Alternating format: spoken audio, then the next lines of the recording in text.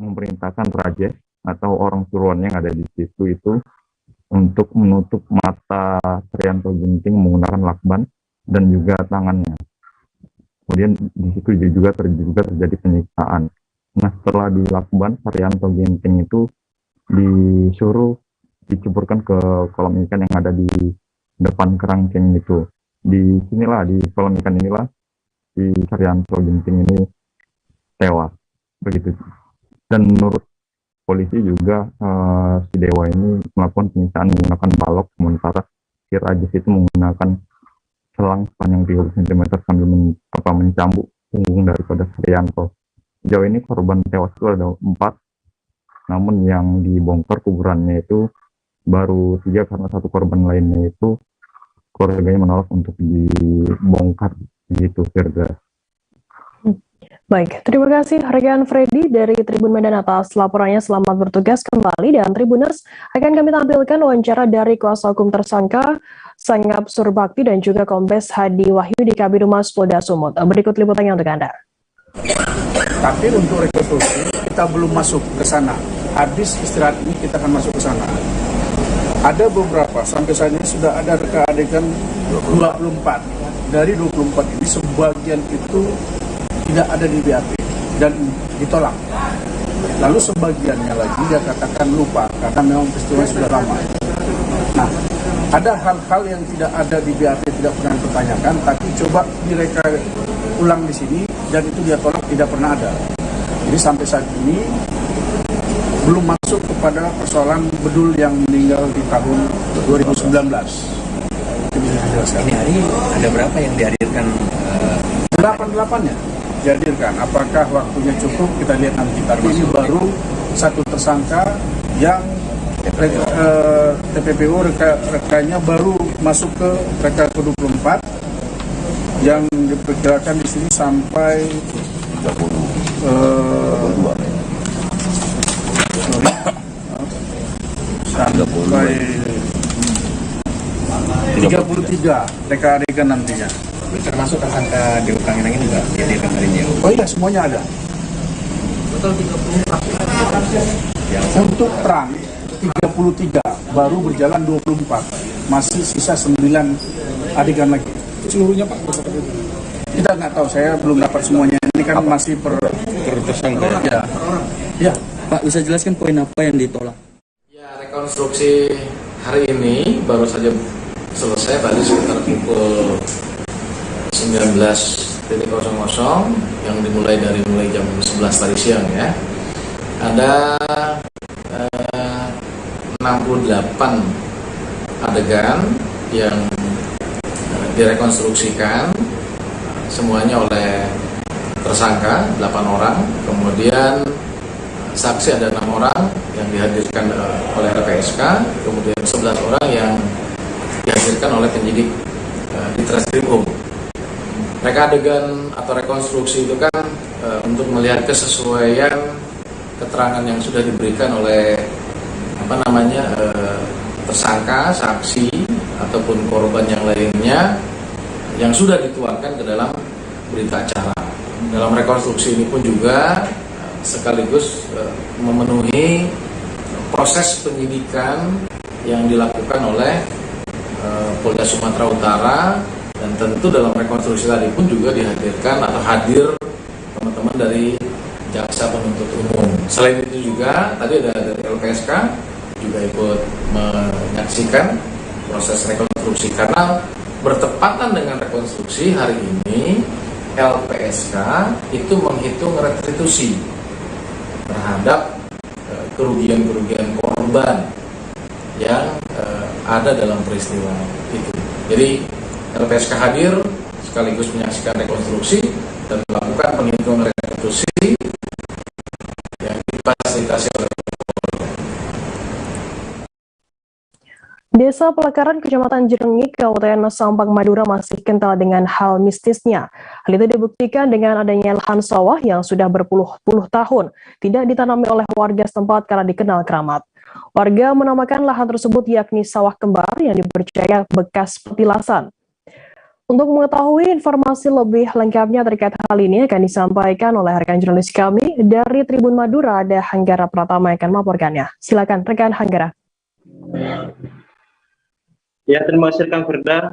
Kami melaporkan jadi memang kondisi sawah kembar yang berlokasi di Desa Pelakaran, Kecamatan Cering, Kabupaten Sampang, Madura saat ini hanya ditumbuhi rumput liar. Sedangkan sawah lainnya yang berdempetan dengan sawah kembar ini ditanami padi oleh warga setempat.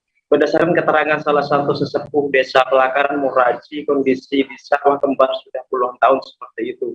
Karena sawah kembar dipercaya oleh warga sangat keramat yang tidak lain bekas petilasan. Ceritanya, jadi konon saat zaman Kerajaan Madura Barat terdapat seorang guru bernama Puju Buker dan memiliki santri bernama Kelesa.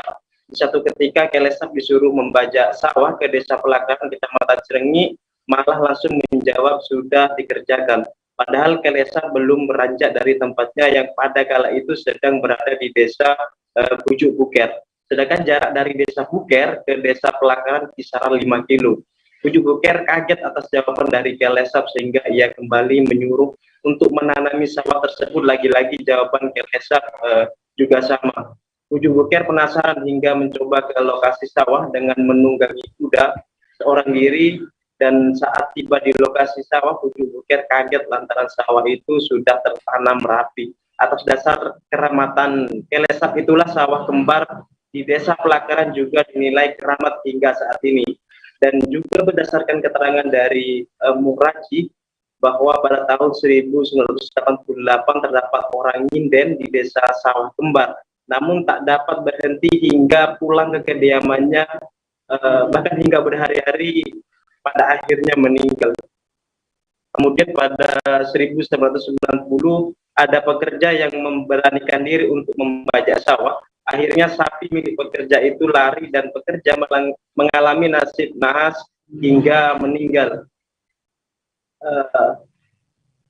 Dan kemudian di tahun 2025 Muraji menceritakan datang seorang petani tembakau asal Kabupaten Pamekasan, dan petani itu mencoba membangun gubuk di dekat sawah kembar sehingga diingatkan oleh warga setempat atas kondisi sawah yang mistis dan angker.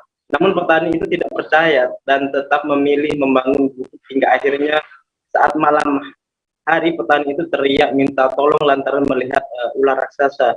Dan warga mencoba membantu memindahkan gubuk milik petani itu ke dekat pemukiman warga. Sementara saat disinggung soal pemilik sawah kembar, Muraji enggan mengungkapkannya. Yang jelas lahan tersebut saat ini tidak ditanami apapun, hanya terdapat rumput liar yang bisa dimanfaatkan oleh warga sebagai pakan hewan ternak. Ya, baik, terima kasih rekan Hanggara dari Tribun Madura atas laporannya. Selamat bertugas kembali. Kita beralih ke informasi lainnya, saudara. Lanjutan sidang perkara pembunuhan Imam Masjid Nurul Ikhwan Sabe, Yusuf Katubi, digelar di Pengadilan Negeri Belopa, Jalan Tomakaka, Belopa Utara, Luwu, Sulsel pada Rabu 25 Mei kemarin. Agenda sidang kali ini adalah pledoi atau pembelaan terdakwa. Sidang sendiri dihadiri oleh ratusan keluarga dari korban. Informasi lebih lengkapnya akan disampaikan oleh rekan jurnalis kami dari Tribun Timur, ada Halik Mawardi akan melaporkannya. Silakan rekan Halik. Ya, Firda. Jadi pada Rabu kemarin telah berlangsung sidang pledoi atau pembelaan terdakwa dalam kasus pembunuhan Imam Masjid Nurul Ikhwan Tengah Belopa di Kabupaten Luwu atas nama Yusuf Katubi. Pelaku sendiri dalam kasus ini merupakan seorang pemuda bernama Arif Prayoga berusia 22 tahun. Persidangan ini, Firda, dihadiri oleh ratusan keluarga korban atau keluarga almarhum Yusuf Katubi. Mereka bahkan melakukan demonstrasi di depan Pengadilan Negeri Belopa, juga membakar ban bekas. Sidang yang dilakukan pada siang hari juga diikuti oleh keluarga korban, sementara pelaku dan kuasa hukumnya mengikuti persidangan lewat virtual. Sebagian massa sendiri hanya berada di luar gedung pengadilan karena ruang persidangan tidak memuat semua massa yang datang di pengadilan. Persidangan ini sendiri dijaga ketat oleh aparat kepolisian dari Polres Luwu. Namun begitu, sebelum sidang berlangsung, massa dari keluarga korban sempat bersitegang dengan aparat kepolisian karena mereka dilarang duduk di kursi bagian depan persidangan. Massa sendiri menolak tuntutan jaksa penuntut umum yang hanya menuntut pelaku dengan pasal 338 KUHP dengan ancaman 15 tahun penjara.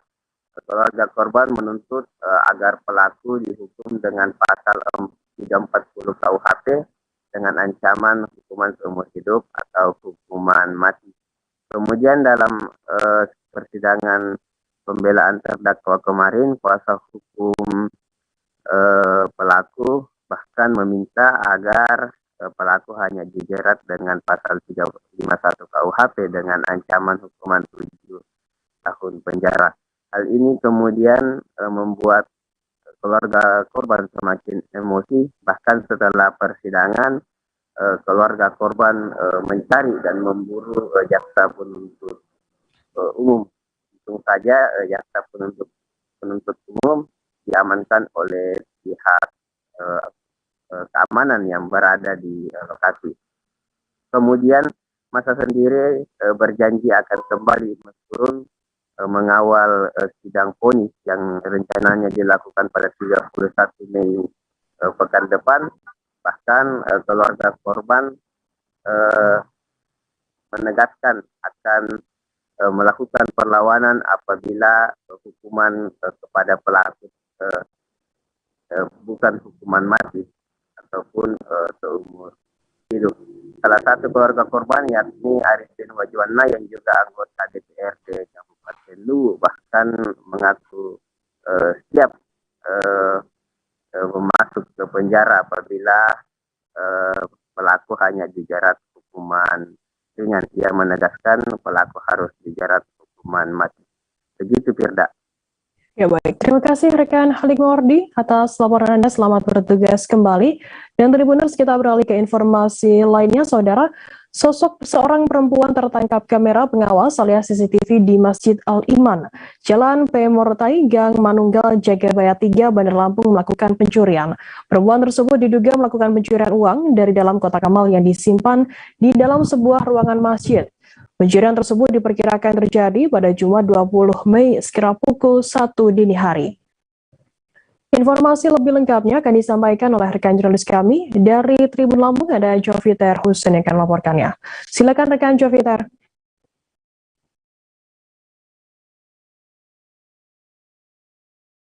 Terima kasih Firda. Baik, untuk pencurian kotak amal ini terjadi pada Jumat pekan lalu.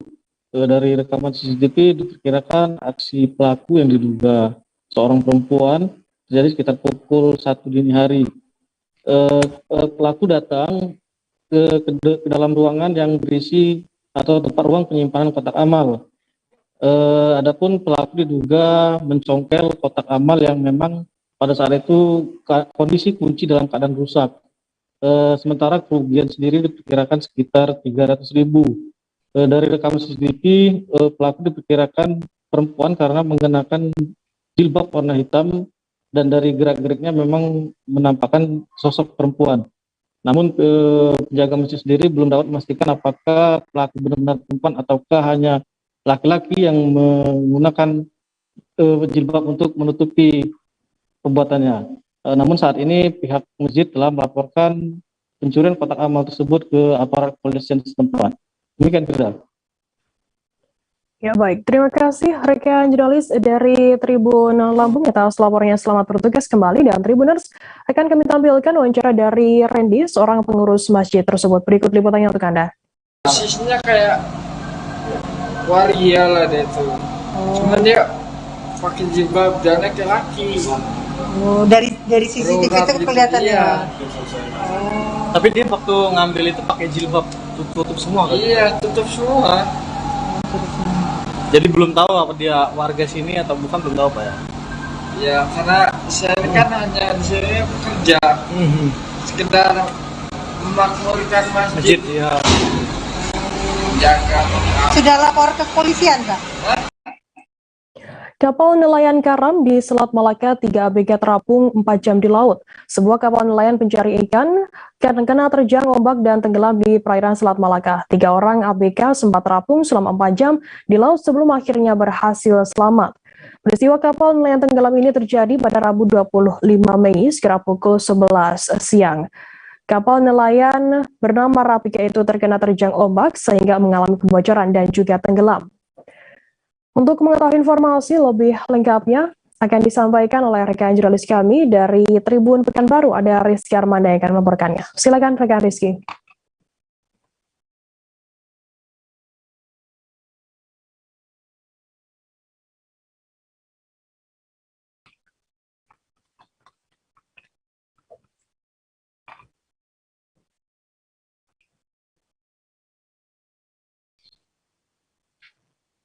Ya, baik. Terima kasih rekan Firda. Dapat saya laporkan bahwa sebuah kapal nelayan bernama Rapika mengalami kebocoran hingga tenggelam di perairan Selat Malaka pada hari Rabu kemarin, tanggal 25 Mei 2022, sekitar pukul 11 waktu Indonesia Barat. Kapal nelayan ini berangkat dari Kota Dumai dengan tujuan ke arah utara dan pada saat itu tujuannya adalah untuk mencari ikan, dan tiba-tiba saja kapal diterjang ombak atau badai yang cukup besar dan menyebabkan kapal bocor sehingga kapal mengalami karam. Dan beruntung saat itu ketiga orang anak buah kapal berhasil berpegang pada bagian kapal yang masih tersisa di permukaan, dan mereka terombang-ambing selama lebih kurang 4 jam sebelum akhirnya sebuah kapal dari Malaysia tujuan Cina bernama MV Golafrus melintas di sekitar lokasi dan akhirnya menyelamatkan 3 orang anak buah kapal tersebut. Dan untuk diketahui bahwa Basarnas Pekanbaru melalui tim SAR unit Dumai mengerahkan tim beserta kapal RB218 ke lokasi dan juga didukung oleh tim dari Polairut Polres Dumai untuk melakukan penjemputan terhadap 3 ABK kapal di kapal MV Golafrus yang sudah berhasil selamat. Dan pada pagi tadi akhirnya ketiga orang ABK ini sudah berhasil dibawa kembali ke Kota Dumai dan dikembalikan kepada pihak keluarga. Untuk diketahui ketiga orang ABK tersebut masing-masing bernama Misdar 39 tahun, Suherman 43 tahun, dan Sutrawanto 32 tahun. Dan mereka ini seluruhnya berasal dari Provinsi Sumatera Utara. Begitu, Firda. Ya, baik. Terima kasih rekan jurnalis dari Tribun Pekanbaru, Rizky Armanda, atas laporannya. Selamat bertugas kembali. Tribuners, kita akan jeda sejenak, tetaplah di Live Update. Oke, apa kabar Bang Ariski di sini untuk strateginya? Ya, kalau saya sendiri di Gimik 37 ini yang semalam baru mulai, saya udah sebenarnya aku nggak ngerasain penangkapan atau penggerebekan atau apapun itu, karena gitu posisinya aku jadi kita mengenal disebut dengan stroke yang tidak berdarah dengan stroke yang berdarah. Stroke yang tidak berdarah itu biasanya ditandai dengan adanya penyumbatan. Penyumbatan di sini mungkin pikirnya tidak ke situ kali ya, tapi kalau di Korea atau di Kamboja itu ada beberapa paper yang saya itu mas ya dulunya tukang koran. Oh gitu ya, tukang koran ya, saya baca ya Pak, tuh kan pernah baca kan ya. Jadi kalau saya jadi tanggal itu udah bersyukur banget si anak ini dijadikan sebagai tersangka begitu ya. Kalau ini kita bicara yang di luar kasus Situbondo ya, dengan nama hujan shower, di mana terdapat batas jelas antara daerah hujan dan tidak hujan yang biasanya terjadi pada fase awal mature stage atau tahap bahaya itu Kang. Jadi mulai artinya terjadinya berlebekan. Nah itu untuk penetrasi akan sulit gitu ya. Dok, saya ini Menurut saya memang tidak mudah, bukan urusan tanah diambil. Kalau misalnya Amerika Serikat sekarang, Rasulullah mengatakan dalam sebuah hadis bahwa berpuasa di 6 hari Syawal itu. Oke, apa kabar Bang Arif? Terima kasih Anda masih bersama kami di Live Update. Kita beralih ke informasi selanjutnya, Saudara. Satu orang pelaku aksi anarkis yang mewarnai laga sepak bola Persibaya Surabaya versus Persis Solo peringatan HUT ke-729 tahun Kota Surabaya di Gelora Bung Tomo, Minggu 22 Mei, berhasil ditangkap oleh Satreskrim Polrestabes Surabaya. Pelaku yang diamankan tersebut masih berjumlah 1 orang yang ditangkap di kawasan Kabupaten Bondowoso pada Selasa 24 Mei dibantu oleh anggota Satreskrim Polres Bondowoso. Informasi lebih lengkapnya akan disampaikan oleh rekan jurnalis kami dari Tribun Jatim, ada Luhur Pambudi akan melaporkannya. Silakan rekan Luhur.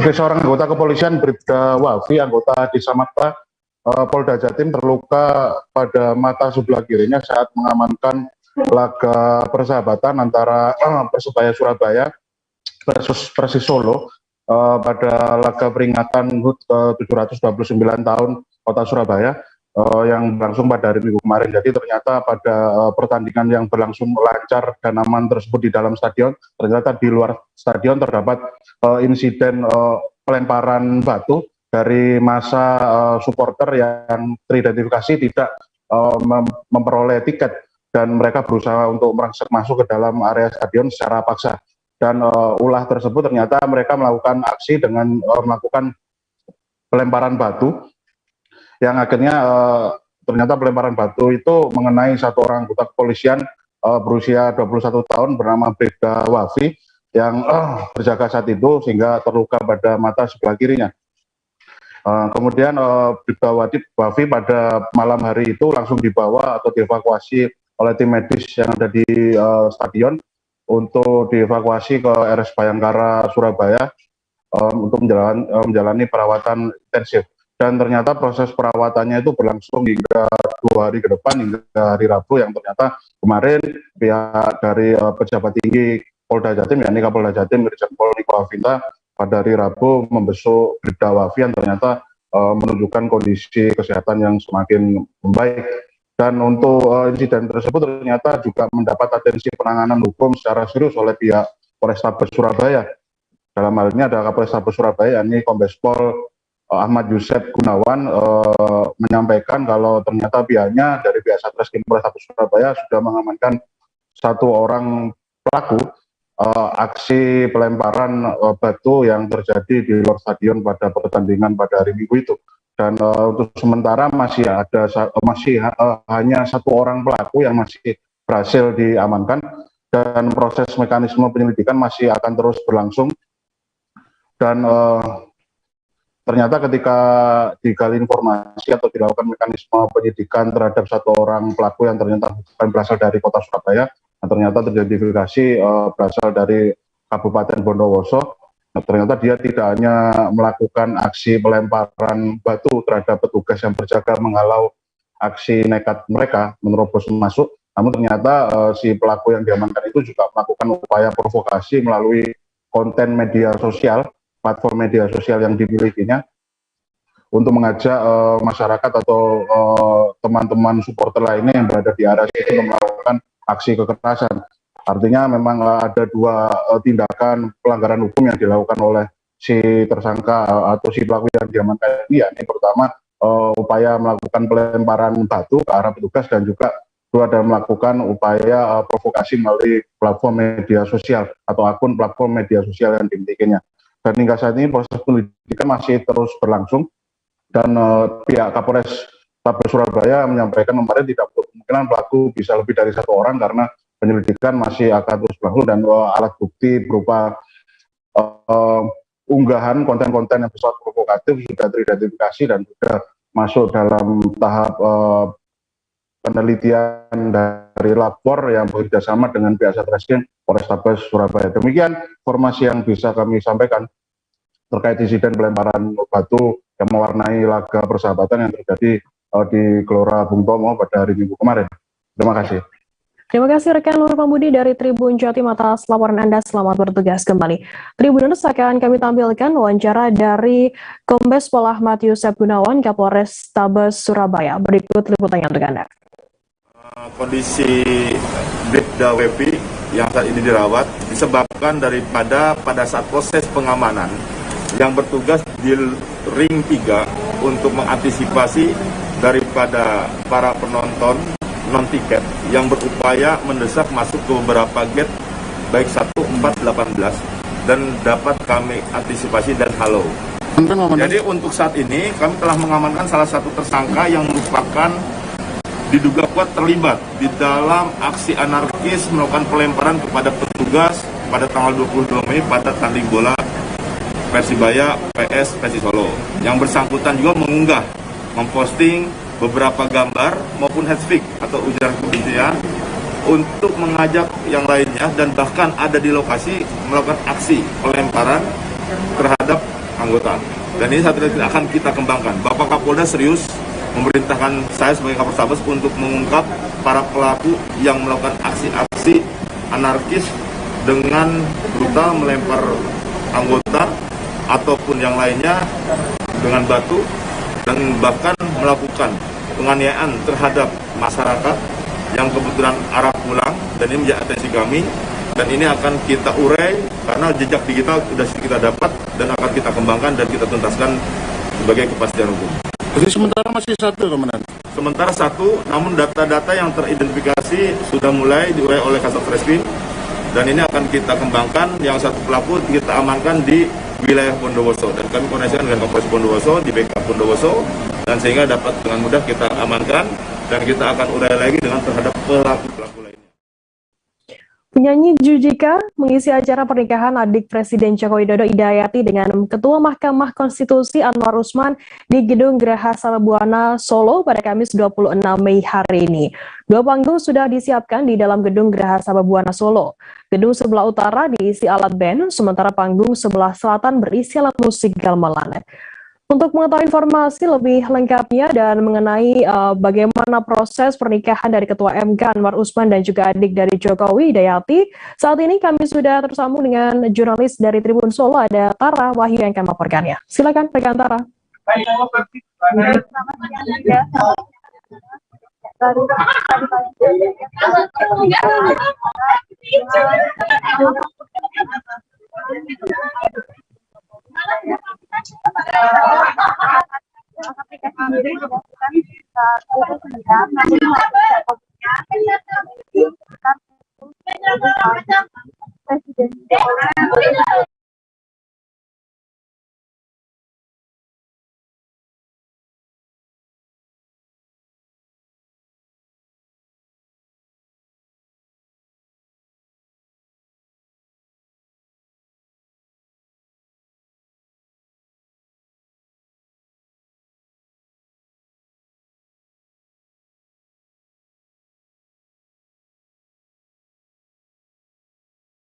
Ya, selamat siang Frida, selamat siang Tribuners. Baru tadi pagi baru saja berlangsung akad nikah antara Ketua Mahkamah Konstitusi Anwar Usman dengan adik Presiden Joko Widodo Idayati. Prosesi akad nikah sendiri berlangsung sekitar pukul 10 pagi dan Presiden Jokowi sendiri bertindak sebagai wali nikah dari Idayati dan serta ada dua saksi dari pihak perempuan yakni Wakil Presiden Indonesia Ma'ruf Amin dan dari pihak laki-laki saksinya ada Panglima TNI Andika Perkasa. Prosesi ijab kabul sendiri berlangsung dengan lancar dengan satu kali ucapan Anwar Usman telah mempersunding adik dari Presiden Joko Widodo sendiri. Saat ini sedang berlangsung acara resepsi di Geraha Sababwana. saat akad nikah sendiri beda, banyak menteri-menteri yang juga turut hadir seperti Menteri Pertahanan, Menteri Prabowo, Menteri Keuangan, Menteri Mulyani. Masih banyak namun yang datang saat akad nikah, mereka setelah akad nikahnya selesai mereka langsung menuju bandara dan pulang ke Jakarta. Sedangkan ada beberapa menteri yang mereka datang saat acara resepsi saja seperti Menteri Pariwisata dan Ekonomi Kreatif Sandiaga Salahuddin. Sedangkan untuk Presiden Jokowi sendiri, usai menikahkan adiknya dengan Anwar Usman, beliau melakukan kunjungan kerja ke Taman Balai Kambang, Pasar Mojosongo, dan Pasar Gede. Saat tiba di Pasar Gede sendiri, Presiden Jokowi memberikan bantuan PKH kepada 90 peserta PKH. Untuk acara resepsi di pernikahan Anwar Usman dan Hidayati sendiri nantinya juga akan dimeriahkan oleh penyanyi dari ibu kota, yakni Judika. Seperti itu, Frida. Ya baik, terima kasih rekan Tara Wahyu dari Tribun Solo atas laporan Anda. Selamat bertugas kembali. Kita beralih ke informasi lainnya, Saudara. Sekolah Dasar Negeri 236 kelas jauh di Dusun Kelumpang Jaya, Desa Balai Rajo, Kecamatan 7 Koto Ilir, Kabupaten Tebo, ambruk diterjang angin puting beliung. Peristiwa tersebut terjadi pada 28 April lalu. Akibat dari kejadian tersebut, siswa dan siswa SDN 236 kelas jauh belajar di ruang kelas darurat beratap terpal dan berdinding papan dengan tinggi diperkirakan 1,5 meter saja. Untuk mengetahui informasi lebih lengkapnya akan disampaikan oleh rekan jurnalis kami dari Tribun Jambi, ada Sopianto yang akan melaporkannya. Silakan rekan Sopian. Oke, terima kasih rekan Firda. Dapat saya laporkan dari Provinsi Jambi, tepatnya di Kabupaten Tebo. Sekolah Dasar Negeri 236 kelas jauh di Dusun Kelumpang Jaya, Desa Balai Rajo, Kecamatan 7 Koto Ilir, Kabupaten Tebo, ambruk diterjang angin puting beliung. Peristiwa itu terjadi pada Kamis 28 April 2022 yang lalu. Akibat dari kejadian itu, siswa maupun siswi SD Negeri 236 kelas jauh belajar di ruang kelas darurat beratap terpal dan berdinding papan dengan tinggi diperkirakan 1,5 meter. Warga sekitar bergotong royong untuk membangun ruang kelas darurat dengan tujuan agar anak-anaknya bisa belajar. SD Negeri 236 dibagi dua tempat, yakni sekolah induk dan kelas jauh. Jarak tempuh sekolah induk menuju ke kelas jauh diperkirakan 3 km. Meskipun jarak tempuh tidak terlalu jauh, namun akses jalan di Dusun Kelumpang Jaya sangat ekstrim, apalagi pada saat diguyur hujan. Jalannya becek, naik turun tanjakan, kemudian tanahnya lengket. Hal itu membuat masyarakat sana membangun kelas jauh untuk mempermudah proses belajar dan mengajar. Kepala Sekolah SD Negeri 236 Hamka saat diwawancarai Rabu 25 Mei 2022 menyampaikan pihaknya berharap dari pemerintahan untuk membangun kembali gedung sekolah yang layak. Dirinya menyebut untuk jumlah siswa maupun siswi kelas jauh berjumlah 90 orang. Mendapat laporan itu, PJ Bupati Tebo Aspan langsung turun ke lokasi melihat langsung kondisi sekolah yang roboh diterjang angin puting beliung. Kata Aspan, pihaknya sengaja datang hari ini menindaklanjuti laporan yang disampaikan kepada Gubernur Jambi terkait dengan musibah angin puting beliung di kelas jauh, yakni di SD Negeri 236 Kelumpang Jaya. Setelah dirinya melihat langsung di lapangan, memang kondisi memprihatinkan. Memang gedung yang diterjang angin puting beliung tidak bisa digunakan sama sekali. Alhamdulillah saat ini sudah ada inovasi dari teman-teman PGRI sehingga proses belajar dan mengajar sudah kembali seperti biasa meskipun dalam keadaan darurat.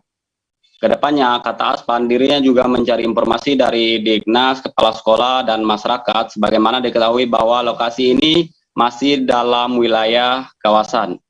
Kalau dibangun melalui dana APBD, APBN, DAK, ini akan terkendala dalam waktu singkat. Namun kedepannya pihaknya mengupayakan bagaimana kawasan tersebut dibebaskan. Dirinya melihat masyarakat sudah menetap dan menjadi penduduk di sana.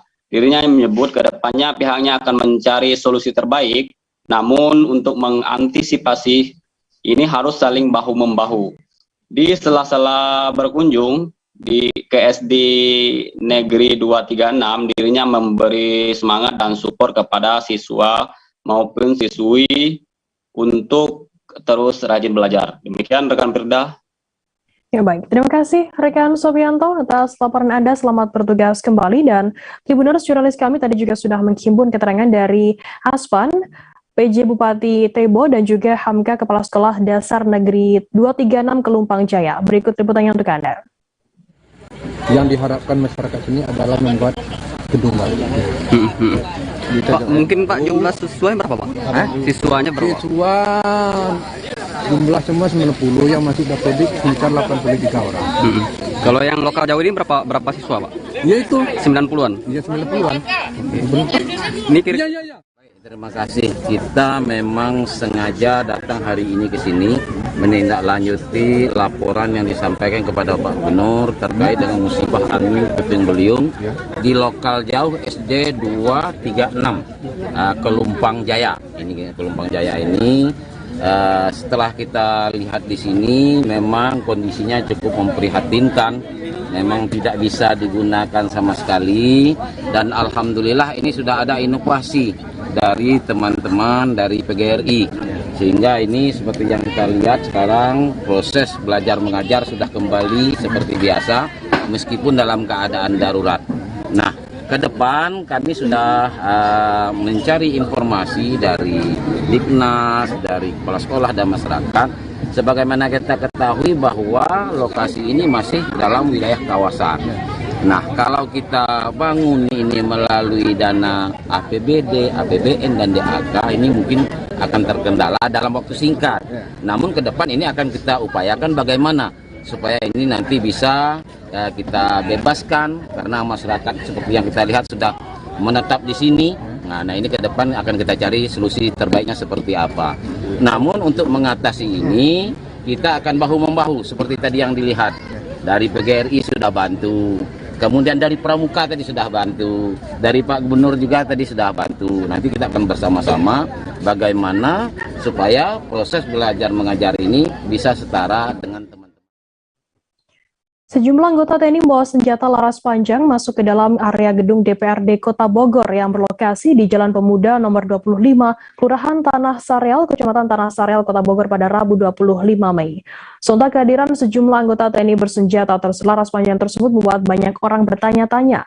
Namun ternyata adanya anggota TNI di kantor DPRD Kota Bogor bukan tanpa alasan, dikarenakan untuk melakukan simulasi penjinakan bom. Simulasi ini dilakukan pada lantai 1 dan 2 gedung DPRD Kota Bogor. Untuk mengetahui informasi lebih lengkapnya akan disampaikan oleh rekan jurnalis kami dari Tribun Bogor, ada Reynaldi yang akan melaporkan. Silakan rekan Rey. Ya, baik Firda. Jadi pada hari Rabu tanggal 25 Mei 2022 kemarin, tepatnya di gedung DPRD Kota Bogor yang berlokasi di Jalan Pemuda nomor 25 di Kelurahan Tanah Sareal, Kecamatan Tanah Sareal, Kota Bogor, Jawa Barat, sempat digegerkan dengan sejumlah prajurit TNI yang memasuki dalam area gedung DPRD Kota Bogor itu. Jadi maksud dan tujuannya ternyata anggota TNI bersenjata itu masuk ke dalam gedung DPRD itu untuk simulasi penaklukan bom. Jadi di situ terdapat 20 prajurit TNI dari tim Jihandak yang berada di gedung DPRD Kota Bogor itu melakukan simulasi pada lantai 1 dan lantai 2 di gedung DPRD. Jadi saat itu memang rencananya tim Jihandak ini sudah akan melakukannya pada tahun 2021 kemarin, tetapi memang karena tidak ada izin dan tim Jihandak ini sendiri melakukannya di Pusdiksi di Kota Bogor itu sendiri. Jadi memang dengan sudah mendapatkan izin ini untuk kedepannya juga menurut Mayor Beni Faizal saat itu akan segera ada simulasi kembali di beberapa tempat. dan salah satunya mungkin akan dilakukan kembali di gedung DPRD Kota Bogor ini. Jadi untuk simulasi ini sendiri ternyata memang merupakan anggota prajurit TNI yang masih baru. Jadi mereka dites untuk mencari dan mencoba untuk menaklukkan bom ini sendiri tanpa mereka ketahui di mana letak bomnya. Jadi untuk mengetahui bagaimana letak bom ini sendiri yang berada di gedung DPRD, mereka menggunakan alat-alat untuk mendeteksi keberadaan bom itu sendiri. Jadi memang menurut Mayor Beni Faizal itu sendiri kemarin para anggota ini ada yang berhasil dan ada yang tidak berhasil. Jadi untuk kedepannya juga penaklukan bom ini sendiri, simulasi penaklukan bom ini sendiri akan tetap dilakukan untuk mengetes prajurit-prajurit yang baru akan masuk ke dalam tim Jihandak ini sendiri. Seperti itu Firda. Ya, baik, terima kasih rekan Reynaldi dari Tribun Bogor atas laporan Anda. Selamat bertugas kembali. Kita beralih ke Madura, Saudara. Polsek Larangan berpatroli dan mengantisipasi balapan liar motor di Jalan Raya Desa Poltong, Kecamatan Larangan, Kabupaten Pamekasan, Madura pada Selasa 24 Mei malam. Adanya balapan liar di jalan tersebut memang seringkali meresahkan pengendara dan masyarakat setempat. Pemantauan pada Selasa malam dilakukan oleh Aibda Muhammad Farid bersama 2 anggota Sabara Polsek Larangan. Untuk mengetahui bagaimana informasi lebih lengkapnya, saat ini kami sudah tersambung dengan jurnalis dari Tribun Madura, ada Kuswanto Ferdian yang akan melaporkannya. Silakan rekan Kuswanto.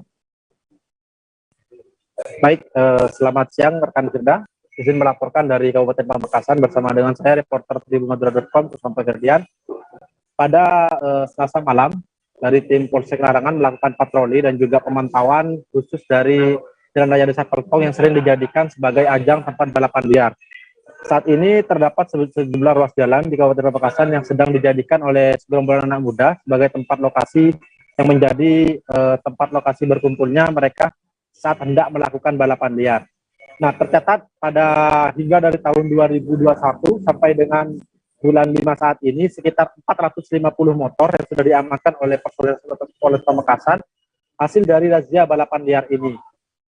Nah, untuk saat ini setiap malam selalu dilakukan pemantauan dan juga pengamatan di sejumlah jalan raya, terutama adanya balap liar yang baru-baru ini sedang meresahkan masyarakat yang terjadi di Jalan Raya Desa Poltong. Selain itu, di sejumlah wilayah kota maupun Kabupaten Pamekasan juga terdapat sejumlah titik ruas jalan ataupun jalan raya yang juga sering dijadikan sebagai ajang tempat balapan liar bagi sejumlah anak muda, di antaranya di Jalan Kabupaten, di Jalan Asem Manis, dan juga di jalan seputar Jalan Joko Tole, dan juga di area depan SMP 5 Pamekasan. Namun yang baru-baru ini sedang meresahkan masyarakat, ada tempat balapan liar baru, yaitu terjadi di Jalan Raya Desa Poltong, yang mana personel dari Polsek Larangan juga melakukan pemantauan dan juga edukasi terhadap sejumlah pemuda yang melakukan segerombolan di jalan tersebut.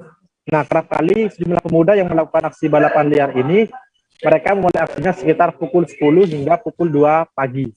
Mereka ini kerap kali merasakan masyarakat yang melintas di jalan tersebut, terutama bagi pegawai Indomaret dan Alfamart yang juga merasa terganggu, yang pernah melaporkan kepada pihak Polsek tempat, pernah diganggu oleh segerombolan anak muda yang sedang hendak melakukan balapan liar. Begitu rekan Firda, kembali ke studio. Baik, terima kasih rekan Kuswanto dari Tribun Madura atas laporan Anda. Selamat bertugas kembali. Kita beralih ke informasi lainnya, Saudara. Barang bukti berupa sabu yang didapat dari hasil pengungkapan kasus narkotika selama 3 bulan terakhir dimusnahkan oleh Direktorat Reserse Narkotika Polda Kaltara pada Rabu 25 Mei. Sabu yang dimiliki berat 107,61 gram tersebut pun langsung dilarutkan ke dalam air. Direktur Narkoba Polda Kaltara Kombes Pol Agus Yulianto melalui Kasubdit 2 Ditres Narkoba Polda Kaltara Kompol Bonifasius menuturkan barang bukti tersebut merupakan tindak pengungkapan dari 5 kasus. Untuk mengetahui informasi lebih lengkapnya akan disampaikan oleh rekan jurnalis kami dari Tribun Kaltara, ada Georgie Santana Silalah yang akan melaporkannya. Silakan rekan Georgie. Ya, selamat siang Tribuner, selamat siang Firda. Betul yang disampaikan tadi, bahwasannya dari penemuan barang bukti narkoba jenis sabu-sabu itu adalah hasil penangkapan selama 3 bulan terakhir, dan juga Bonavasius menyebutkan dari kasus serbuk putih itu didapati di 2 daerah, ya, ini ada di Kota Tarakan, jumlah kasusnya ada 3, dan di Kabupaten Bulungan ada 2 kasus. Kemudian untuk kejadian kasus itu diantaranya bulan Maret sebanyak 2 kasus, April 2 kasus, dan Mei 1 kasus.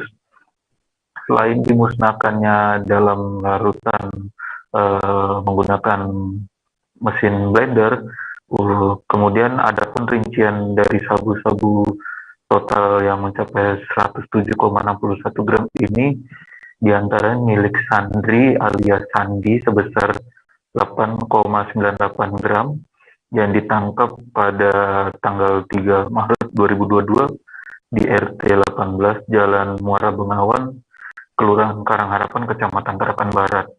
Lalu yang kedua ada milik Mustaqim alias Muslimin sebanyak 11,05 gram yang dimana diamankan oleh tim Ditres Narkoba Polda Kaltara di RT 023 Jalan Sengkawit, Kecamatan Tanjung Selor pada 24 Maret 2022. Kemudian ada sabu milik dari Muhammad Reski alias Aco sebanyak 24,17 gram yang dimana ditangkap pada 18 April 2022 di RT 54 Jalan Mula Warman, Kelurahan Karanganyar Pantai, Kecamatan Tarakan Barat. Ada juga dari sabu pemilik Ramli dan Hairil Ramadhani alias Aril sebesar 14,57 gram diamankan pada hari Minggu 24 April 2022 di Jalan Niaga 1 depan kantor Kecamatan Jalan Jelarai Raya, Kelurahan Tanjung Selor Hilir. Terakhir ada Maulana alias Alan, kepemilikan sabu sebanyak seberat 48,84 gram disita dan diamankan pada tanggal 13 Mei 2022 di Jalan Mula Warman, Gang Cantika, RT 42, Kelurahan Karanganyar, Kecamatan Tarakan Barat. Dan pihak Polda sendiri di Divisi Ditres Narkoba dari ke-6 orang ini dipersangkakan dengan pasal 144 ayat 2 subsidiar, pasal 112 ayat 2 junto, pasal 132 ayat 1 Undang-Undang RI nomor 35 tahun 2009 tentang narkotika dengan ancaman pidana paling singkat 5 tahun dan paling lama 20 tahun. Pihak dari Ditres Narkoba juga sudah menyampaikan bahwasannya meskipun di daerah perbatasan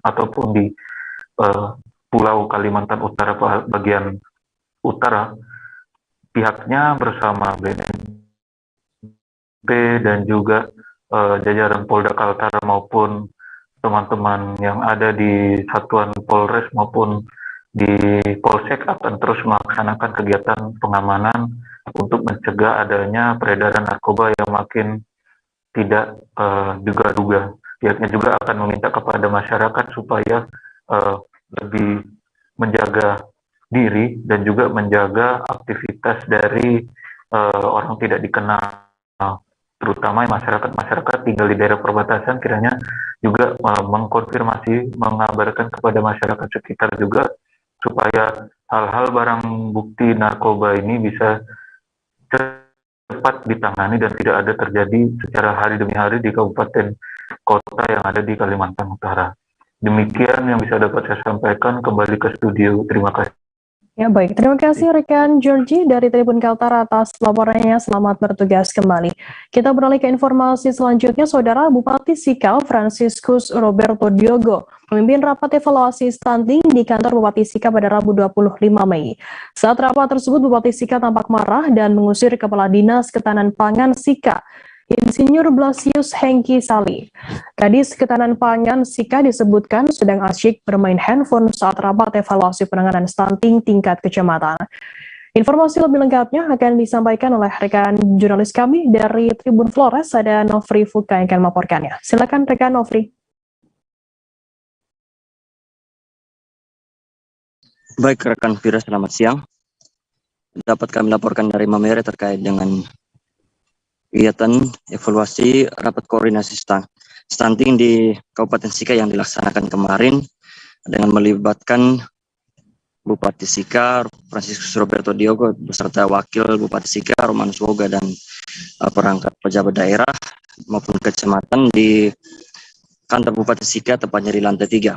Adapun dalam rapat koordinasi evaluasi stunting itu, Bupati Sika nampak marah terhadap salah seorang pejabat kepala dinas pertahanan pangan, Bapak Insinyur Basius Yengkisali. Adapun kemarahan dari Bupati Sika itu dilandaskan pada respon dari Kepala Dinas Ketahanan Pangan yang menurut Bupati tidak sesuai, lantaran saat itu Bupati Sika sementara berbicara dan Bupati Sika melihat bahwa saat ia berbicara, Kepala Dinas Ketahanan Pangan Pak Hengki sementara mengetik ya atau memainkan handphonenya. Dikarenakan hal itu, Bupati Sika memarahi Kepala Dinas Ketahanan Pangan yang menurutnya bahwa ya kenapa harus bermain HP di dalam ruangan, dan sempat ada kata-kata juga yang sempat dikeluarkan hingga mengusir Kepala Dinas Ketahanan Pangan Pak Hengki keluar ruangan. Dan merespon kemarahan dari Bupati tersebut, Pak Hengki juga langsung keluar dari ruangan. Adapun kata-kata lain yang sempat direkam, yang sempat kita tahu bahwa Bupati sempat mengatakan ya Pak Hengki, dalam hal ini Pak Hengki tidak layak menjadi kepala dinas ya, terhadap itu. Dan setelah pasca kejadian tersebut, kita juga sempat mengkonfirmasikannya kepada kepala dinas Pak Hengki. Ia menyampaikan bahwa saat itu memang ia, ini dari kalimat yang dia sampaikan, ia tidak bermain HP, itu katanya. Namun ia juga menyampaikan bahwa saat itu ia tengah mengetik pesan yang akan disampaikan kepada Kepala Dinas Pertanian Bapak Jimmy Sadipun. Jadi kira-kira ia berujar, saya tidak bermain HP, namun saat itu saya tengah mengetik pesan untuk saya kirimkan ke Pak Jimmy. Demikian ia menyampaikan demikian. Dan selain itu juga ia meminta supaya masalah ini tidak perlu dibesarkan, karena itu merupakan bagian dari dinamika dalam sidang di lingkup pemerintahan, sehingga itu untuknya itu urusan antara atasan dengan bawahan, itu katanya begitu saat kita mengkonfirmasikan kejadian tersebut yang dialami oleh beliau saat rapat stunting evaluasi rapat koordinasi evaluasi stunting di kantor Bupati Sika. Demikian secara singkat apa yang kami laporkan terkait dengan kegiatan kemarin, dan terkhusus kemarahan Bupati Sika terhadap Kepala Dinas Ketahanan Pangan Kabupaten Sika. Terima kasih rekan jurnalis dari Tribun Flores, Nofri Fuka, atas laporannya. Selamat bertugas kembali. Kita beralih ke Aceh, saudara. Tim ekspedisi Sungai Nusantara atau ESN mendeteksi kesehatan Krueng Sarullah, Tapak Tuan, ibu kota Kabupaten Aceh Selatan, Provinsi Aceh, terkontaminasi mikroplastik sebanyak 38 hingga 210 partikel dalam 100 liter air sungai. Hal itu disampaikan oleh tim ESN dalam pemaparannya terkait hasil temuan lapangan pada acara yang berlangsung di Aula Dinas Lingkungan Hidup Kabupaten Aceh Selatan pada Rabu 25 Mei. Untuk mengetahui informasi lebih lengkapnya akan disampaikan oleh rekan jurnalis kami dari Serambi News Indonesia, ada Taufik Sas yang akan melaporkannya. Silakan rekan Taufik.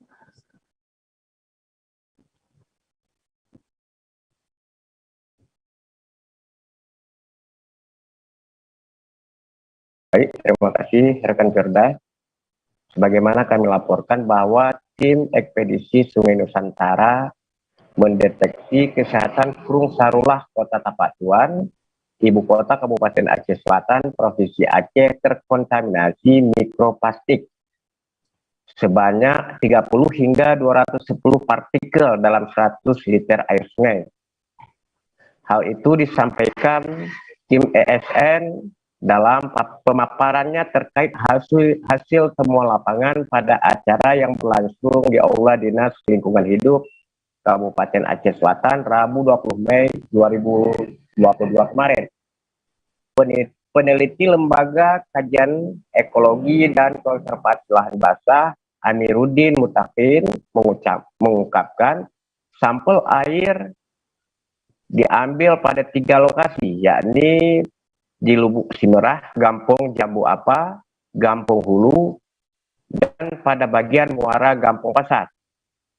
Di Lubuk Simerah, kondisi sungai masih baik dan belum terkontaminasi mikroplastik. Namun di Gampong Hulu dan muara Krung Serulah, tim ESN menemukan mikroplastik sebanyak 38 hingga 210 partikel dalam 100 liter air sungai. Temuan mikroplastik di Krung Serulah, Tempat Tuan, disebabkan banyaknya sampah plastik yang dibuang di sungai. Sampah plastik seperti tas kresek, saset makanan, popok bayi, dan bungkusan personal care seperti saset sampo, sabun, deterjen cuci, dan botol plastik minuman. Anggota tim ekspedisi Sungai Nusantara, Prigi Arisandi, yang juga Direktur Eksekutif Lembaga Kajian Ekologi dan Konservasi Lahan Basah, menjelaskan mikroplastik yang masuk dalam air akan mengikat polutan di air seperti logam berat, pestisida, deterjen, dan bakteri patogen. Jika mikroplastik tertelan manusia melalui ikan, karang, dan air, maka bahan polutan akan berpindah ke tubuh manusia dan menyebabkan gangguan hormon.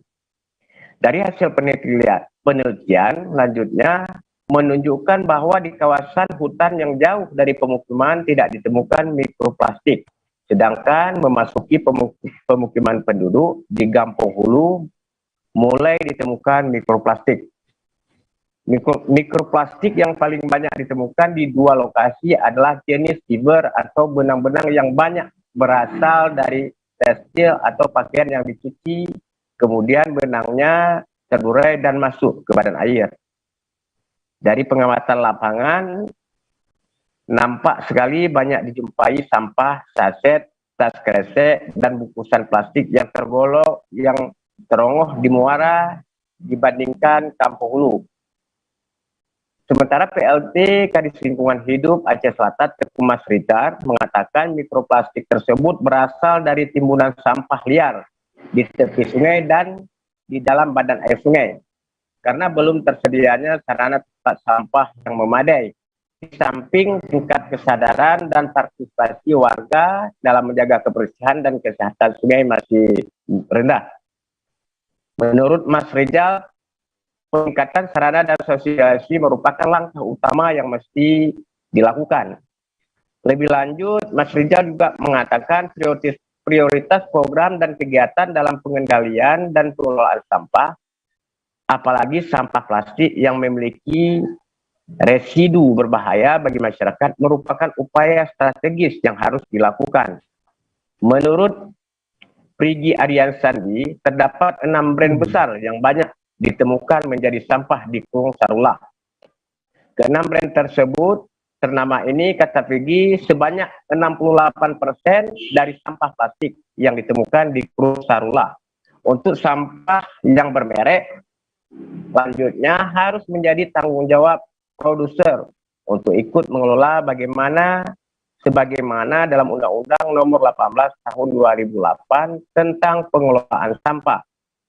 Sebab, kata Prigi, sesuai perundang-undangan, seperti setiap produk yang menghasilkan sampah dalam produk yang tidak bisa diolah, maka produsen harus ikut bertanggung jawab. Tanggung jawab perusahaan turut mengelola sampah ini dikenal dengan prinsip EPR. Pada kesempatan itu, Direktur Eksekutif Lembaga Kajian Ekologi dan Konservasi Lahan Basah ini juga mendorong para produsen besar tersebut harus memberikan kontribusi dalam pengelolaan sampah di Tapak Tuan. Oke, demikian rekan Firda, kembali ke studio. Baik, terima kasih rekan Taufik Isis dari CNN News Indonesia atas laporan Anda. Selamat bertugas kembali. Kita beralih ke informasi lainnya, Saudara. Penjabat Gubernur Akmal Malik meminta waktu 60 hari lamanya memperbaiki catatan temuan-temuan Badan Pemeriksa Keuangan atau BPK Sulbar pada LKPJ atas laporan keuangan Pemprov pada tahun 2021. Hal itu disampaikan saat ditemui usai rapat paripurna DPRD Sulbar di Jalan Abdul Malik, Patana Endeng, Kecamatan Simboro, Mamuju, Sulbar pada Senin 23 Mei. Termasuk ada beberapa kemungkinan akan merevisi peraturan-peraturan daerah. Informasi lebih lengkapnya akan disampaikan oleh rekan jurnalis kami dari Tribun Sulbar, ada Habludin Hambali yang akan melaporkannya. Silakan rekan Habludin. Ya, betul sekali rekan Firda bahwa di hasil temuan BPK yang dilaksanakan di rapat paripurna DPRD pada hari Senin 23 Mei 2022 lalu, ada beberapa temuan BPK terkait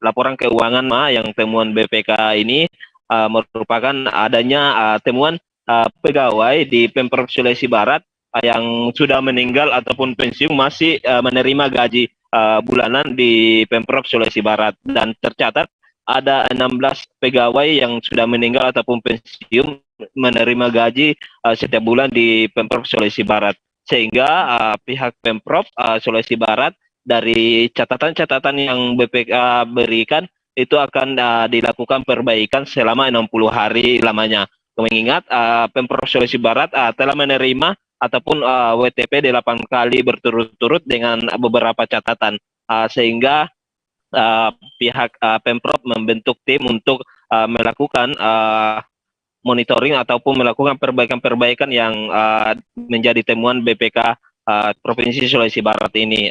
Tadi informasi yang kami dapatkan lagi bahwa saat ini BKD Provinsi Sulawesi Barat tengah menyurati OPD-OPD yang di mana pegawainya yang terdapat pegawai yang meninggal ataupun pensiun yang masih menerima gaji di Pemprov Sulawesi Barat, karena mengingat di OPD Dinas Pendidikan dan Kebudayaan Provinsi Sulawesi Barat paling banyak pegawai yang sudah meninggal tapi masih menerima gaji yang yakni sebanyak 11 orang.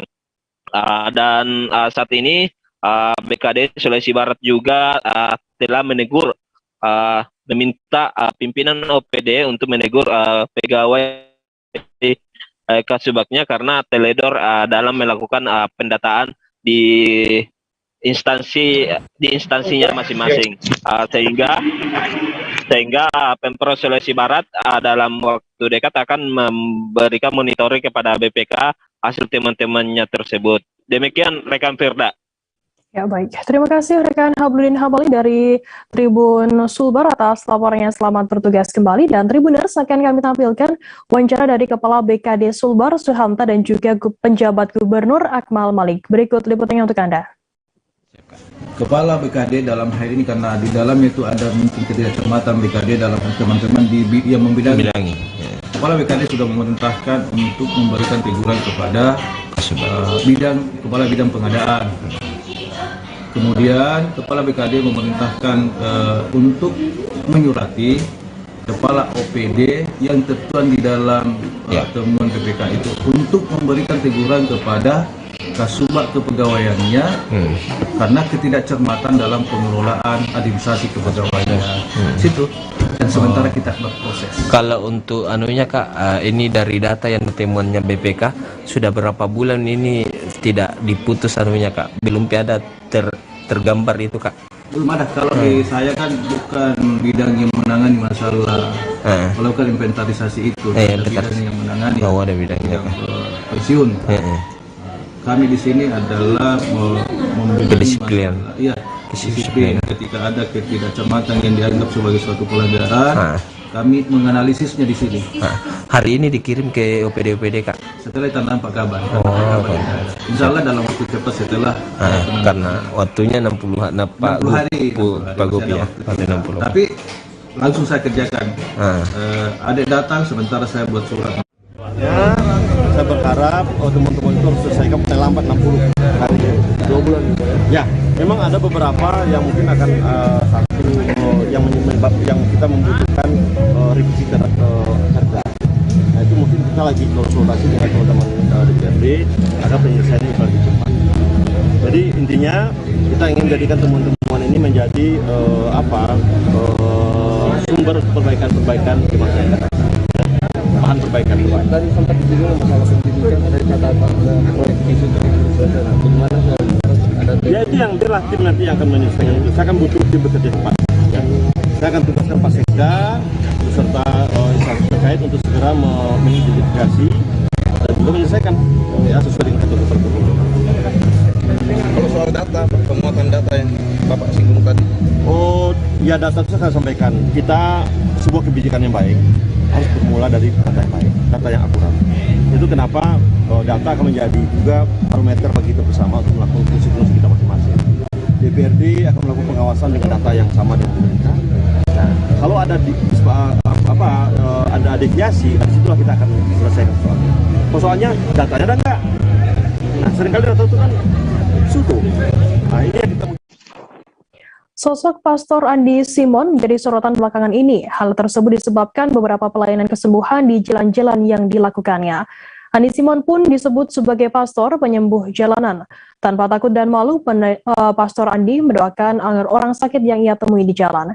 Untuk mengetahui informasi lebih lengkapnya akan disampaikan oleh rekan jurnalis kami dari Tribun Manado, ada Randy Umar yang akan melaporkannya. Silakan rekan Randy. Oke, selamat sore buat Tribunnya semuanya. Jadi saya dari Manado akan melaporkan hasil liputan saya pada hari kemarin, pada hari Rabu kemarin. Nah, di mana pada hari Rabu kemarin saya berkesempatan meliput kegiatan dari seorang pastor yang belakangan ini viral, namanya Pastor Andi Simon. Nah, pastor ini dikenal Tribuners sebagai pastor yang pembawa mujizat, atau kata lain dia disebut sebagai sosok yang bisa menyembuhkan banyak orang. Dia cara menyembuhkannya Tribuners tidak terlalu embel-embel ya maksudnya.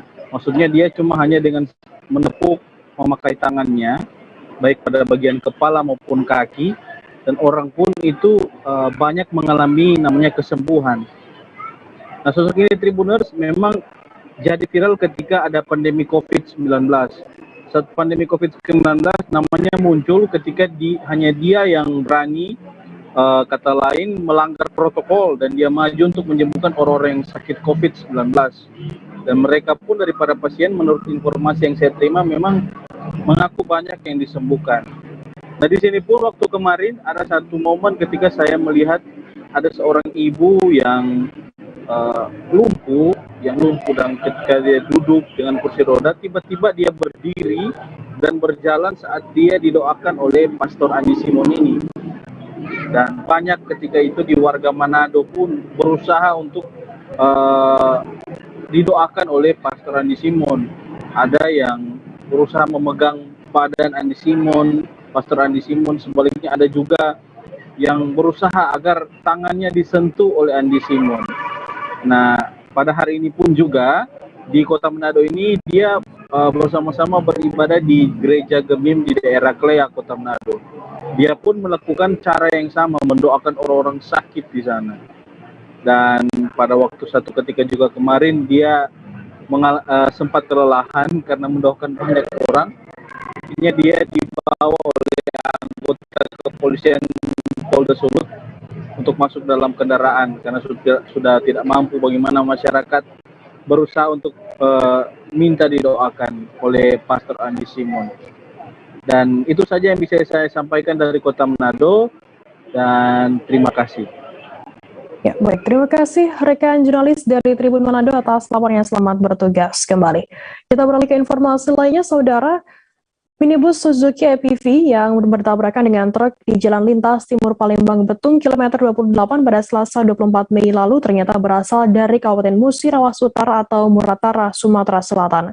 Mobil PV tersebut awalnya dikira berasal dari Provinsi Bengkulu karena kode plat nomor kendaraannya adalah BD. Belakangan diketahui mobil tersebut membawa satu keluarga berasal dari Desa Pauh, Kecamatan Rawas Ilir, Muratara, Sumsel, yang hendak melayat kerabat mereka di Lampung. Namun nahas di lokasi kejadian, persisnya di Desa Lalang, Kecamatan Sembawa, Kabupaten Banyuasin, mobil PV BD 1728K tersebut bertabrakan dengan truk bernomor polisi BG 8610 UV. Untuk mengetahui informasi lebih lengkapnya akan disampaikan oleh rekan jurnalis kami dari Tribun Sumsel, ada Rahmat Aizullah yang akan melaporkannya. Silakan rekan Rahmat. Baik Firda dan Tribuners, dapat kami laporkan minibus jenis Suzuki ATV yang bertabrakan dengan truk bermuatan bahan bangunan di Jalan Lintas Timur Palembang Betung kilometer 28 pada Selasa 24 Mei tahun 2022 ternyata merupakan berasal dari Kabupaten Musirawas Utara, Provinsi Sumatera Selatan. Mobil tersebut sebelumnya memang awalnya dikira berasal dari Provinsi Bengkulu karena kode plat nomor kendaraannya BD.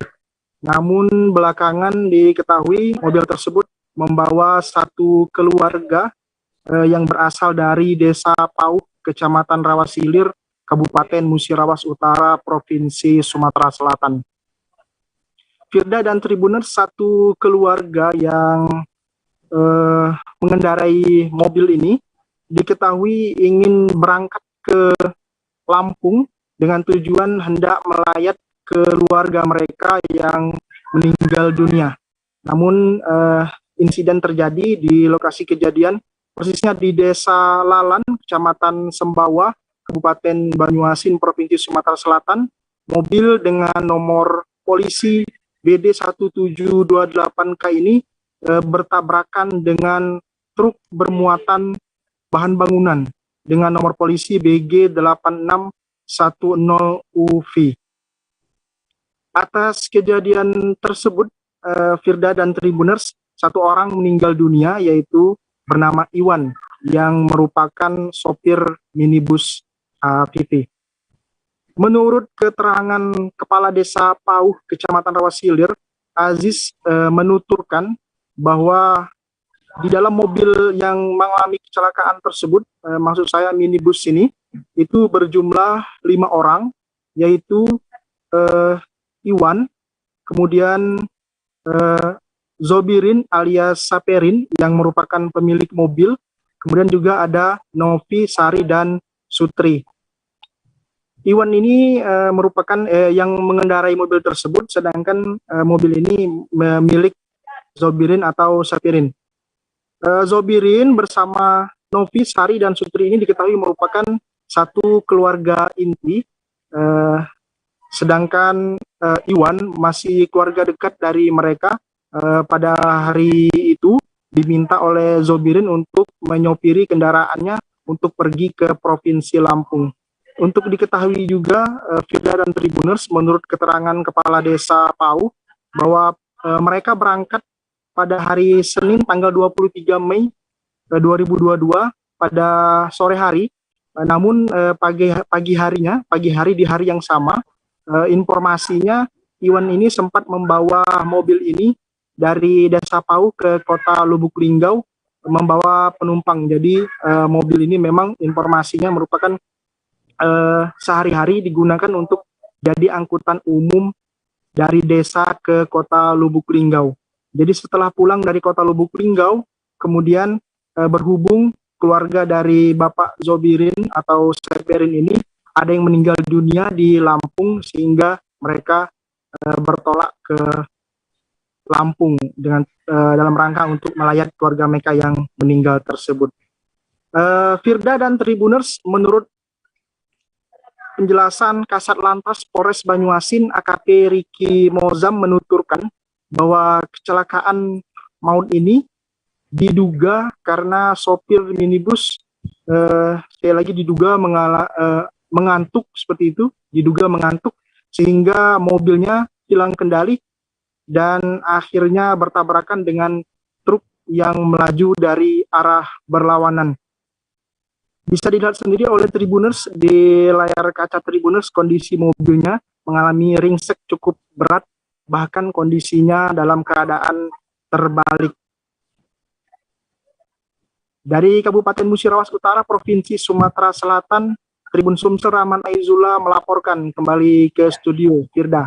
Baik, terima kasih rekan Rahmat dari Tribun Sumsel atas laporan Anda. Selamat bertugas kembali.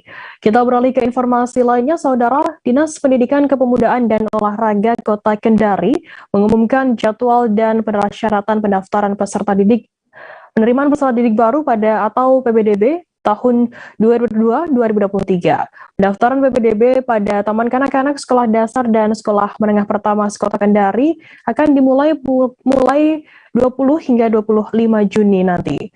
Informasi lebih lengkapnya akan disampaikan oleh rekan jurnalis kami dari Tribun News Ultra, ada Amelda Devi yang akan melaporkannya. Silakan rekan Amel.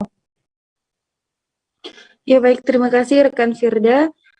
Untuk penerimaan peserta didik baru, khususnya tingkat TK, SD, SMP di Kota Kendari, Sulawesi Tenggara, itu akan mulai dibuka pada pada tanggal 20 hingga 25 Juni nanti, ya, di mana hal itu didasari surat edaran wali kota sendiri dan wali kota Kendari dan keputusan Kepala Dinas Pendidikan Kepemudaan dan Olahraga Kota Kendari nomor 800/2094/2022 itu terkait teknis penerimaan peserta didik baru tahun ajaran 2022-2023 ini. Ya, sebagai informasi bahwa ada beberapa persyaratan yang diberikan bagi peserta didik baru yang hendak masuk di TK, SD maupun SMP se-Kota Kendari ini.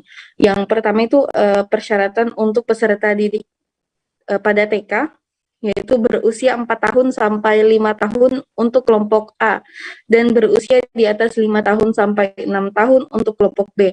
Sementara persyaratan calon peserta didik untuk kelas 1 SD itu berusia 7 tahun atau minimal 6 tahun.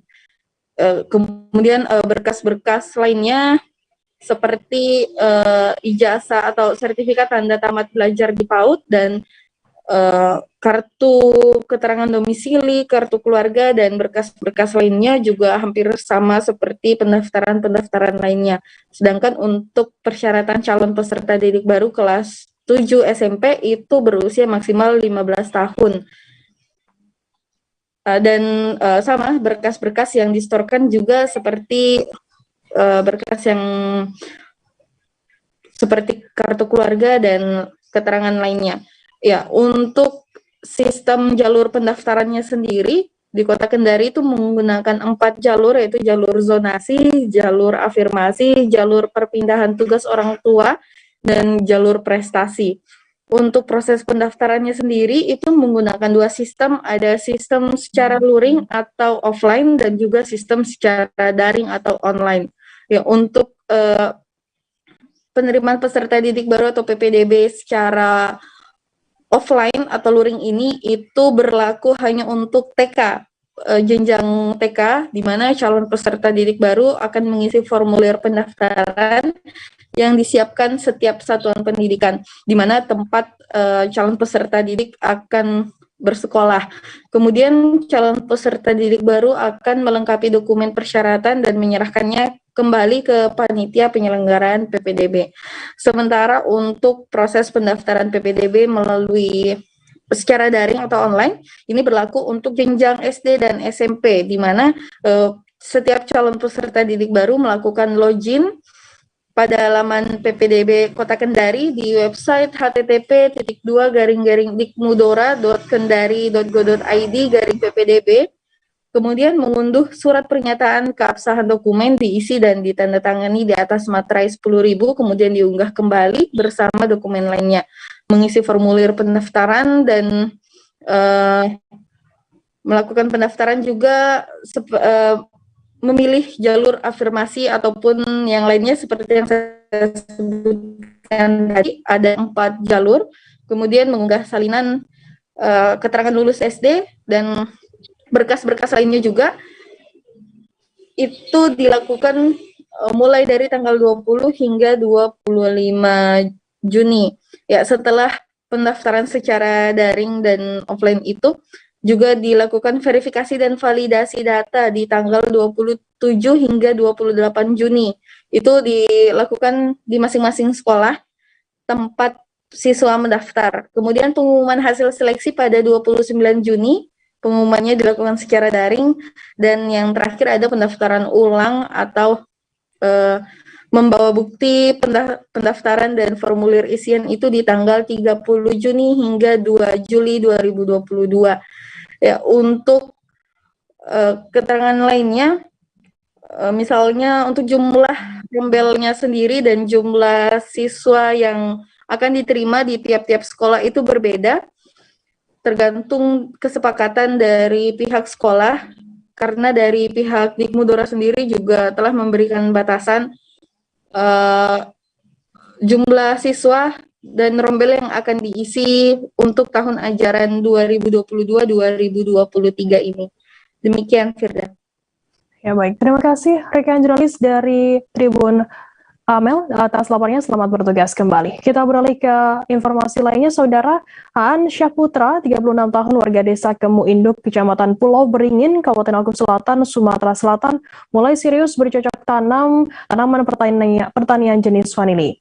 Kini 1 hektar lahan miliknya dimanfaatkan menanam 1.000 batang pohon rambat. Dengan sistem tumpang sari, per bulannya dapat memanen 200 kg buah basah. Informasi lebih lengkapnya akan disampaikan oleh rekan jurnalis kami dari Sriwijaya Pos, ada Alan yang akan melaporkannya. Silakan rekan Alan.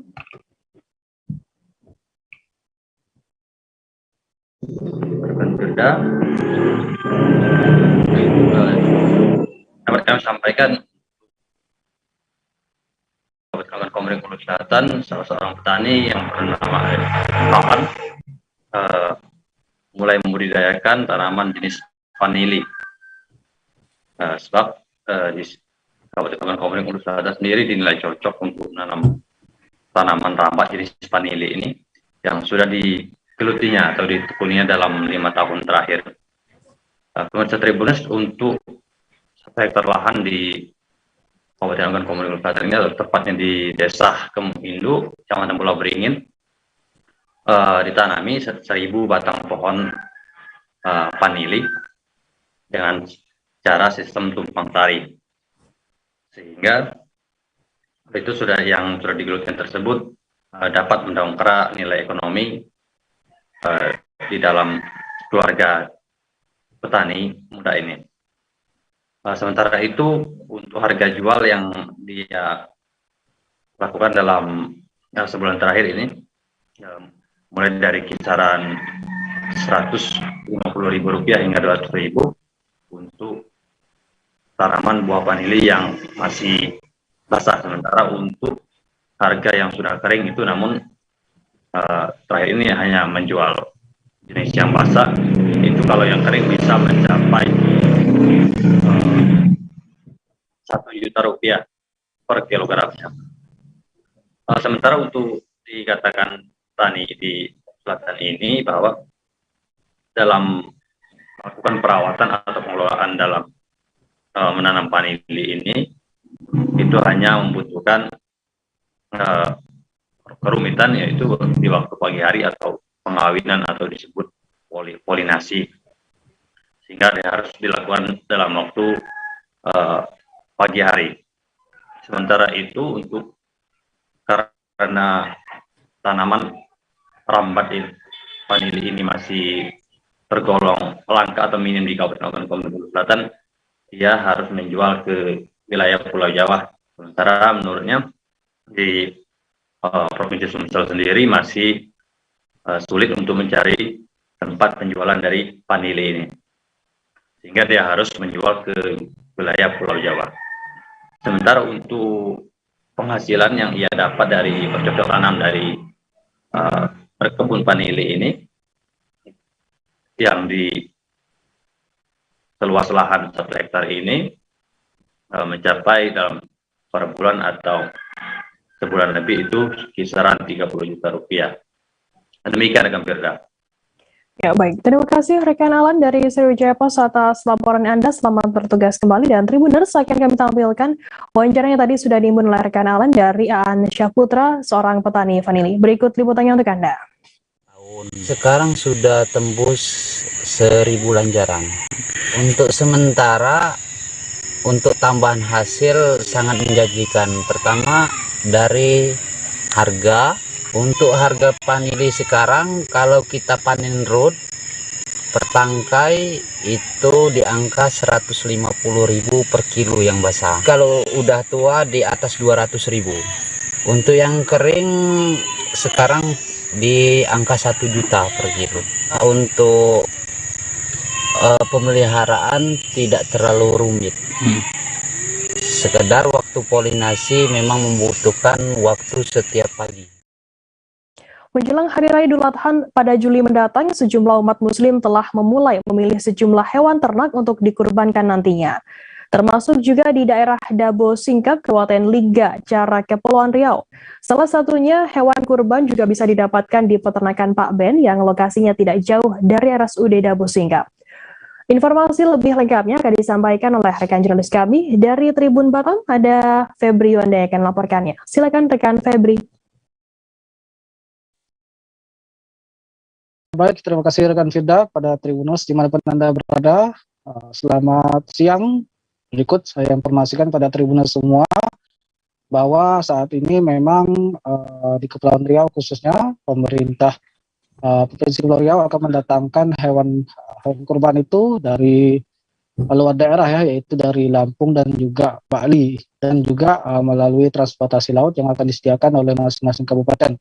Nah, untuk wilayah di Dabo Singkap sendiri di Kabupaten Lingga itu ada beberapa peternak yang telah disosialisasikan ya oleh Dinas Pertanian juga ya sebelumnya bahwa untuk tentang pelarangan untuk menyembelih hewan kurban berjenis betina ya produktif. Nah, untuk Tribuners semua mungkin daerah Kabupaten Lingga ataupun di luar Kabupaten Lingga misalnya, ini bisa milih hewan kurban ya. Untuk harganya sendiri di tempat Pak Ben ini untuk kambingnya berkisar paling rendah itu Rp2.200.000 hingga paling mahal itu 4 juta. Namun untuk kambing ini Pak Ben juga masih menunggu kebijakan pemerintah apakah boleh masuk untuk stok kambing ini, karena memang kambing yang masih dijual Pak Ben ini masih kambing harian ya yang dijual atau yang biasanya dibuat akikah ya, dan tersedia masih 18 ekor.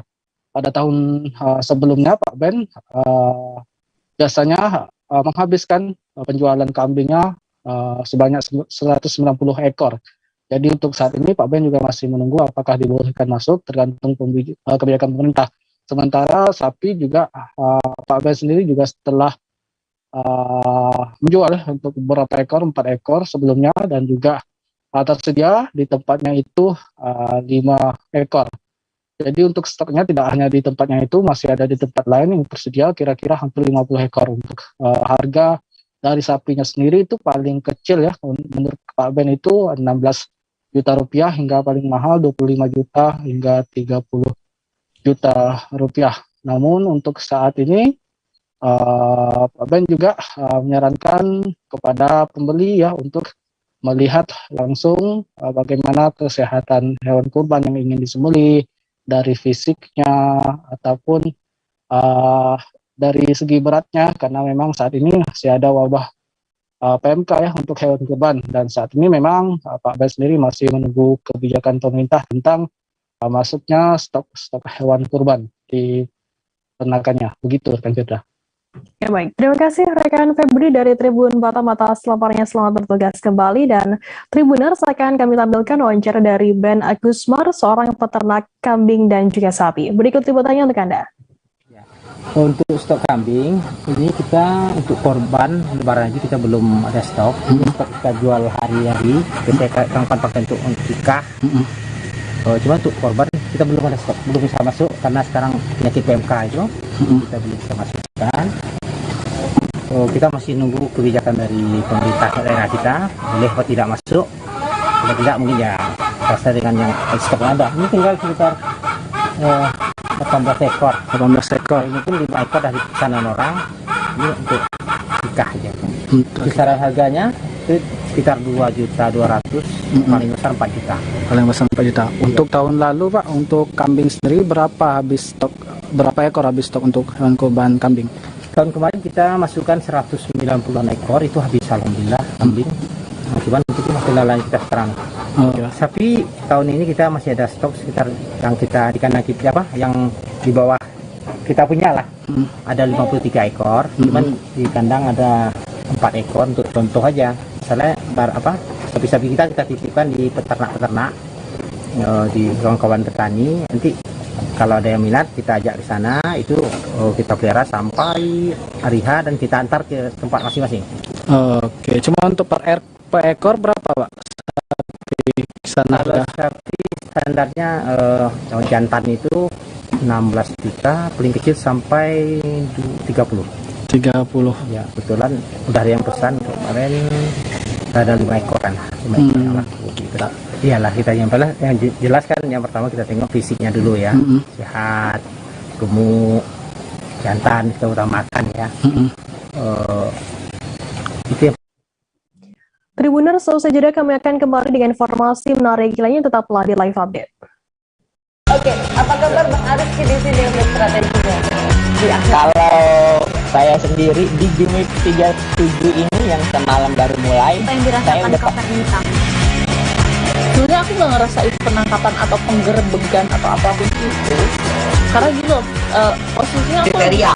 Jadi kita mengenal disebut dengan stroke yang tidak berdarah dengan stroke yang berdarah. Stroke yang tidak berdarah itu biasanya ditandai dengan adanya penyumbatan. Kalau itu penyumbatan di sini mungkin pikirnya tidak ke situ kali ya, tapi kalau di Korea atau di Kamboja itu ada beberapa paper yang saya itu Mas, ya dulunya tukang koran. Oh gitu ya, Tukang koran. Ya, saya baca itu Pak. Tuh kan, pernah baca kan? Jadi kalau saya jadi tanggal itu udah bersyukur banget. si anak ini dijadikan sebagai tersangka begitu. Ya, kalau ini kita bicara yang di luar kasus Sebongombo ya. Dengan nama hujan shower, di mana terdapat batas jelas antara daerah hujan dan tidak hujan yang biasanya terjadi pada fase awal mature stage atau tahap berbahaya basah. itu Kang. Jadi mulai artinya terjadinya perlembekan. Nah itu untuk penetrasi akan sulit gitu ya. Dok, saya ini menurut saya memang tidak mudah, bukan urusan tanah diambil. Kalau misalnya Amerika Serikat sekarang, Rasulullah mengatakan dalam sebuah hadis bahwa berpuasa di 6 hari Syawal itu. Terima kasih Anda masih bersama kami di Live Update. Kita beralih ke informasi selanjutnya, Saudara. Sebuah mobil Mitsubishi Pajero menabrak 1 unit taksi dan 7 sepeda motor di Jalan MT Haryono, Pancoran, Jakarta Selatan pada Rabu 25 Mei malam. Akibat kecelakaan tersebut, 2 orang meninggal dunia. Keduanya merupakan pengemudi dan penumpang motor. Kokoy, 41 tahun, seorang sopir taksi yang mobilnya ikut ditabrak Pajero, mengaku peristiwa tersebut bermula saat Pajero melintas tak jauh dari gedung Menara Saidah. Namun tiba-tiba laju kendaraan tak terkendali dan menabrak sejumlah pemotor dan taksinya. Kokoy mengatakan terdengar suara teriakan dari para korban saat kecelakaan terjadi. Pengendara motor sempat terhimpit antara bemper depan Pajero dengan mobil taksi yang dikendarainya. Akibatnya 2 orang meninggal dunia karena terhimpit kedua mobil. Selain korban meninggal, puluhan pengendara motor juga mengalami luka-luka. Sementara Panit Lantas Polsek Pancoran, Ibtu Denny Setiawan mengatakan saat ini pengemudi mobil Pajero sudah diamankan di Polda Metro Jaya. Sementara korban luka sudah dibawa ke RSCM, Rumah Sakit Medistra, dan Rumah Sakit Budiasih. Tribuners, akan kami tampilkan wawancara dari Kanit Lantas Pancoran, Jakarta Selatan, Ibtu Denny Setiawan. Berikut liputannya untuk Anda. Baik yang meninggal maupun yang luka, bahkan kendaraan pun masih ada TKP. Dan selanjutnya kita hubungi petugas laka dari Polda langsung ditangani dan diserahkan ke petugas laka. Oke. Untuk kendaraan yang terlibat ada berapa, Dan? Untuk sepeda motor kurang lebih 4 dan mobil ada 3. Oke. Keluarganya nanti Pak ya. Kita lanjut Pak. Tadi Pak. Ya, untuk korban jiwa ada berapa, Dan? Untuk yang meninggal ada 2 orang. 2 orang. Itu kira-kira usia berapa dan? Ya kurang lebih sekitar 30 tahun. 30 tahunan ya, dua-duanya ya. Itu jenis kelaminnya laki-laki atau perempuan? Perempuan dan laki-laki. Oh, perempuan dan laki-laki. Bapak dan satu perempuan. Oke. Untuk korban lukanya ada berapa dan? Untuk yang luka ya sekitar tadi yang ada di TKP ada 3 orang, terus ada balita di rumah sakit juga. Oh, berarti total ada 4 ya dan? Oke. Untuk masing-masing korban sendiri dibawa kemana? Untuk korban yang Kita beralih ke informasi lainnya, saudara. Viral di media sosial video sejumlah warga menggotong jenazah sejauh 40 km pada Rabu 25 Mei. Warga di Kabupaten Majene, Sulawesi Barat terpaksa menggotong jenazah Daning hingga ke rumah duka di Desa Popenga, Kecamatan Ulumada. Jenazah tersebut digotong sejauh 40 km akibat jalanan yang rusak tidak dapat dilalui kendaraan roda 4. Selain rusak, jalan berlumpur sehingga tak ada pilihan lain selain menggotong jenazah menggunakan tandu yang terbuat dari bambu. Kamarudin, seorang warga yang juga ikut menggotong jenazah, mengatakan hal tersebut dilakukan karena mobil ambulans tak bisa melintas. Pasalnya jalanan yang dilalui mobil tersebut rusak parah. Ia menceritakan pada saat itu Daning tengah dirawat di RSUD Majene dan dinyatakan meninggal dunia. Jenazah Daning yang merupakan guru honorer ini kemudian dibawa ambulans hingga ke Desa Kabiran. Mengingat akses jalan mulai ekstrim, licin, dan berlumpur akibat hujan, sehingga mobil ambulans tak bisa melewati jalan tersebut. Terpaksa warga kemudian secara bergantian menggotong jenazah menggunakan tandu. Kamarudin melanjutkan jarak yang ditempuh sejauh 40 km. Bahkan warga menggotong jenazah Daning selama 12 jam. Aksi tersebut bukan kali pertama terjadi. Ia berharap agar pemerintah memberi perhatian lebih kepada warga. Akan kami tampilkan Tribuners wawancara dari warga Ulumada, Kamarudin. Berikut liputannya untuk Anda. Waktunya ini kita tidak bisa memperkirakan, yang jelasnya kami ini mulai sebelum jam 11 kita tandu. Sekitar jam 11 lah saat kita tandu sampai jam 11 malam kita sampai di kediamannya. Meninggal di mana itu, Pak?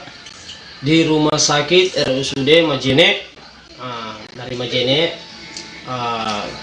dibawa ambulans sampai di Desa Kabiraan. Alasan ditandu, jalan rusak atau tidak diizinkan menggunakan ambulans? Kalau dibilang ini yang paling utama itu adalah jalanan rusak. Kalau di 4 desa ini kita terkhusus ini di tempat mayat di kediamannya almarhum itu memang tidak ada disiapkan di sana mobil karena yang bisa melewati ini cuma mobil Harto, dan itu puskesmas maupun di rumah sakit tidak ada dipersiapkan untuk mobil Harto. Berapa orang yang tandu?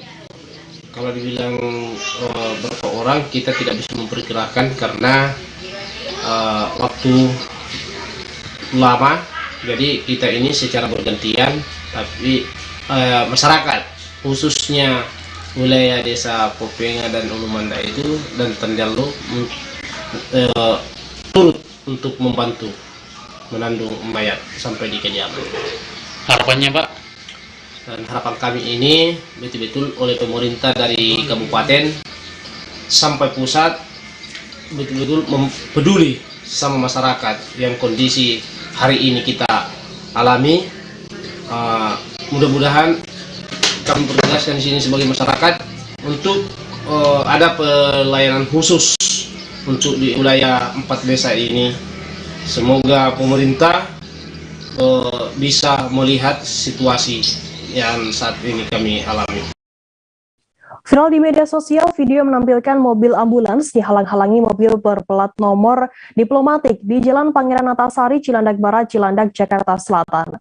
Padahal mobil ambulans tersebut saat itu tengah membawa pasien menuju ke Rumah Sakit Umum Pusat Fatmawati, Cilandak. Pasien sendiri diketahui merupakan seorang nenek berusia 74 tahun dan sakit komplikasi. Video tersebut diunggah oleh akun Instagram @merekam_jakarta. Dinarasikan kejadian tersebut terjadi pada Rabu 25 Mei pagi sekitar pukul 7:30 waktu Indonesia Barat. Di perjalanan, mobil ambulans tersebut kemudian bertemu dengan mobil berplat diplomatik bernomor polisi CD 10907. Lalu mobil ambulans tersebut kesulitan untuk melintas lantaran merasa terhalangi dan juga dipepet. Sopir ambulans bahkan sudah menegur mobil berplat diplomatik tersebut lewat pengeras suara, namun tak dihiraukan. Sopir mobil diplomatik malah menambah kecepatan untuk mendahului ambulans sambil mengklakson. Sementara itu, Kasubdit Gakum Polda Metro Jaya AKBP Jamal Ala mengatakan kendaraan ambulans yang mengangkut orang sakit memperoleh hak utama untuk didahulukan. Nantinya pihak kepolisian akan menyelidiki mengenai kasus tersebut. Kita beralih ke informasi lainnya, saudara. Seorang penjual cilok asal Kelurahan Kejambon, Kecamatan Tegal Timur, Kota Tegal, Jawa Tengah, bernama Hendra Sugianto, 37 tahun, viral lantaran mengaku sebagai nabi di sebuah grup WhatsApp. Kediaman Hendra kemudian didatangi oleh warga dan sejumlah tokoh agama pada Selasa 24 Mei. Warga mendesak agar Hendra meminta maaf dan kembali ke ajaran yang lurus. Kapolsek Tegal Timur, Kompol Suratman mengatakan Hendra sebelumnya memang mengaku sebagai nabi utusan Allah. Ia mengaku sebagai nabi di sebuah grup WhatsApp. Hal itu kemudian dianggap oleh masyarakat setempat cukup meresahkan. Menurut Kompol Suratman, pihaknya bersama Koramil Tegal Timur, MUI Kota Tegal, dan Kelurahan sengaja mendatangi yang bersangkutan untuk memberikan pemahaman agar yang bersangkutan kembali ke kehidupan yang normal.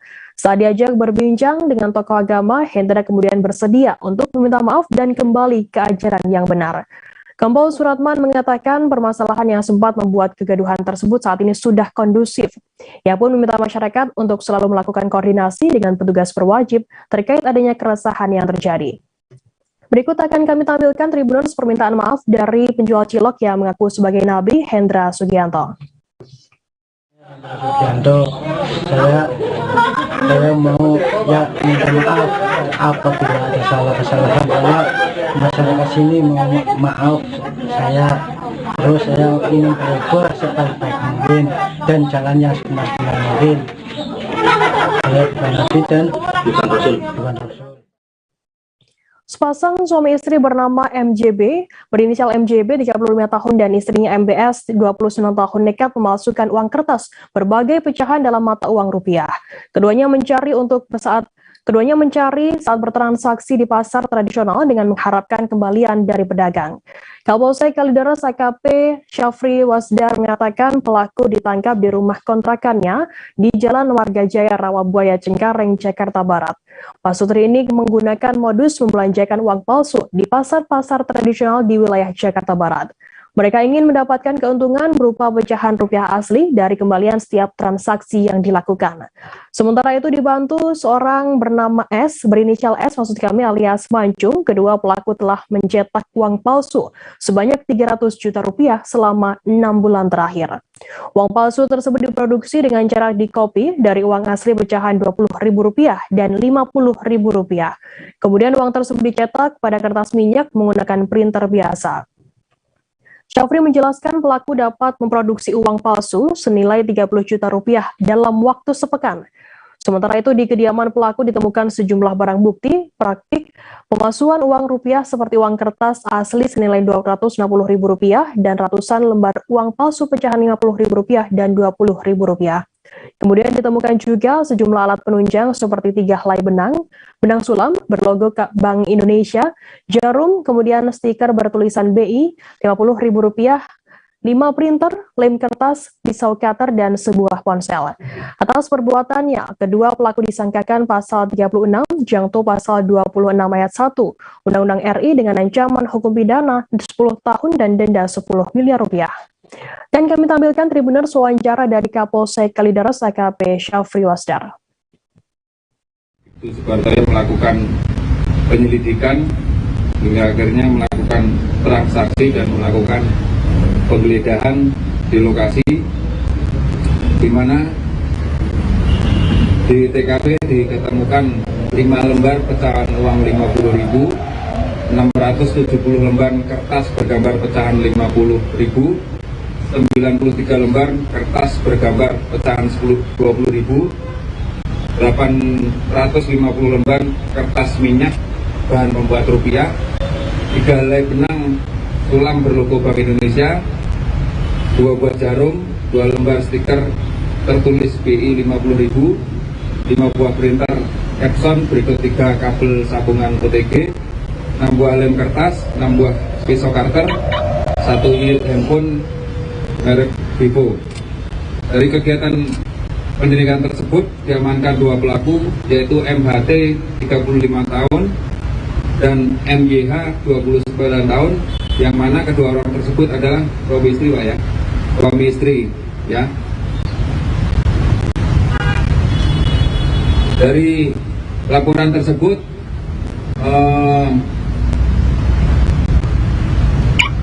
akhirnya tim bekerja sama dan berhasil mengungkap. Lanjut dilakukan langkah-langkah, yaitu berkoordinasi dengan Bank Indonesia, mengirim BB upalnya ke lapor, dan kemudian untuk selanjutnya akan diproses lebih lanjut. Tribuners, informasi tadi sekaligus menutup perjumpaan kita dalam live update hari ini. Jangan lupa saksikan terus live update di seluruh kanal YouTube dan Facebook Tribun Network. Saya Firda Ananda, mewakili kru bertugas mengatur diri. Terima kasih dan sampai jumpa.